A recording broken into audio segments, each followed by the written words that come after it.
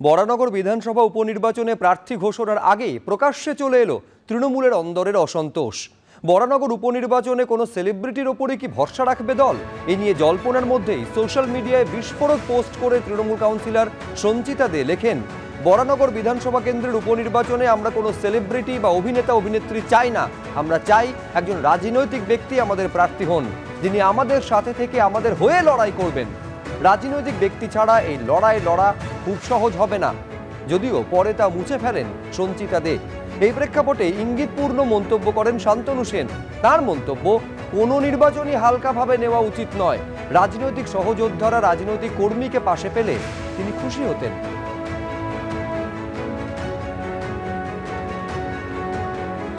একটা ক্ষণিকের মধ্যে মনে হয়েছিল, একটু আবেগও কাজ করেছিল, একটা পোস্ট করেছিলাম কিন্তু ডিলিটও করে দিয়েছি। তো ডিলিট করলেন কেন?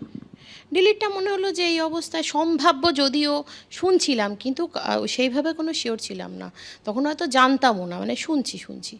তো সেই জন্য মনে হয়েছিল বরানগর হচ্ছে একটা কৃষ্টি সংস্কৃতি এবং খুব মানে ভালো মানুষদের একটা জায়গা, মানে বেশিরভাগই মানুষ শিক্ষিত মানুষ, রাজনৈতিক মনোভাবাপন্ন। তাই জন্য আমাদের এখানে রাজনৈতিক লড়াই, রাজনৈতিক লোক ভালো, কিন্তু দিদি যেখানে 42টা জায়গাতেই আমাদের দিদি প্রার্থী, সুতরাং আমাদের কাউকে নিয়ে না হয়, যিনি আসবেন তার জন্য ঝাঁপাবো। 1998 সালের 1 জানুয়ারি শ্যামবাজারের পাঁচমাথার মোড়ের মিটিং থেকে প্রথম দিন থেকে তৃণমূল করা একজন অনুগত সৈনিক, তৃণমূল করে মার খাওয়া একজন অনুগত সৈনিক।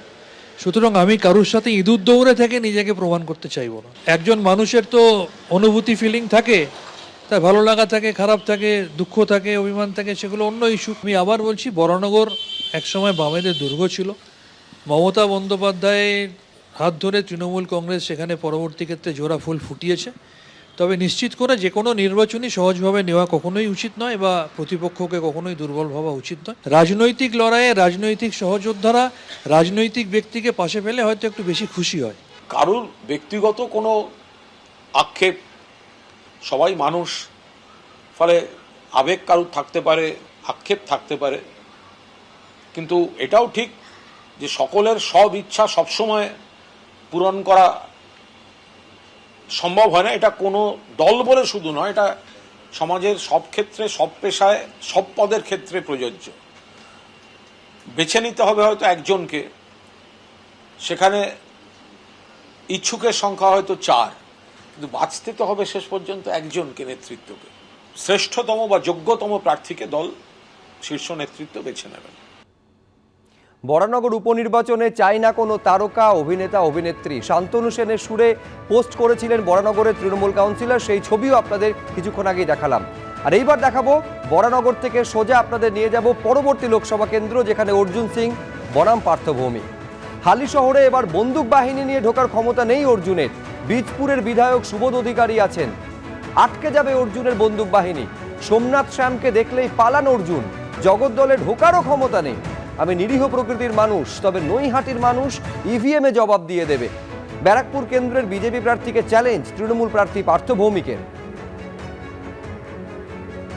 এবার 2024-এ বীজপুরের বিধায়ক সুবোধ অধিকারী,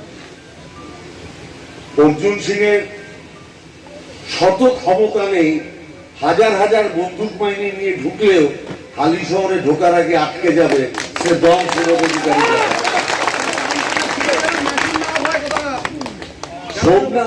সোমনাথ শ্যামকে দেখলে ও লেজ গুটিয়ে পালায়, জগদ্দলে ঢোকার ক্ষমতা নেই। আমি বলেছি, ভাই আমি তো একটু নিরীহ প্রকৃতি, নৈহাটিতে ঢোকো, অসুবিধা নেই, কারণ নৈহাটির মানুষ ইভিএম ব্যালটে জবাব দিয়ে দেবে, আমার বলার কিছু নেই। পার্থভূমি একটা মূর্খ লোক, এই মূর্খ মতন কথা বলে তার আর দেওয়া আমি মনে করি না। বীজপুরেও রোজ আমি যাই, আর জগদ্দল আমার বাড়ি। এরা কাকে আজ পর্যন্ত রুখতে পেরেছে? আগেও রুখতে পারিনি, 2019-এও রুখতে পারিনি, 2024-এও রুখতে পারবো। ও যা করে, নাটক করে, ওটাই ওর ভালো, ওর জন্য ভালো আছে। নাটক চেঞ্জ করে অন্য কথা না বলাটাই ভালো, নাটকটাই ভালো বুঝে, নাটকটা করুক।